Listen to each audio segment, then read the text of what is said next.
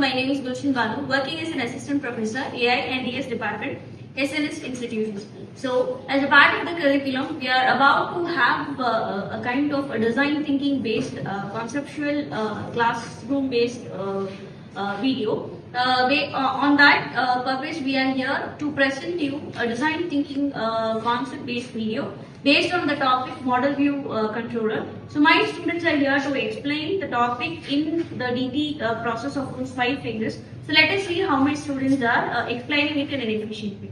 Yes, please. Thank you. Good morning everyone, I am Ramashri from Ideate department. Today I am going to empathize about model view controller. It is an important topic in software engineering, which it divides an software application into 3 layers, which is model view controller. It is also known as MVC. Model handles the data and view is the user interface, and next the controller is the bridge between a model and view. The main important thing of the MVC is each part have their own responsibilities, which doesn't make an application into complexity. Now Shantini will explain the define of the work. I'm Shantini from the Department of Artificial Intelligence and Data Science. I'm going to define model view controller. Model is the core part of the application as it handles data and business logic efficiently. What does the model do? It stores the data, interacts with the database, processes the business logic. For example, in student management system, we can create classes using model, student class, course class and mark class. Model view controller is responsible for validating the data, storing the data and updating the data. So model view controller is the brain of the application as it stores the data and manages it efficiently. I am Nanda Kumar from the Department of Artificial Intelligence and Data Science. I am going to ideate about the design thinking concept of model view controller. Ideate is the part that we have to show the information to the user in an efficient way. So now ideate.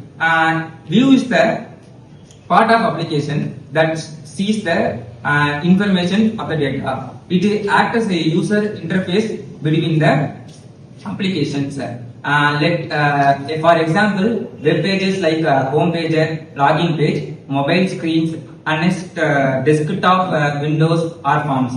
Process of the view. It gets information from the model. It shows the data. It does not change any data. It does not have business logic. For example, in online shopping, the product list page is a view.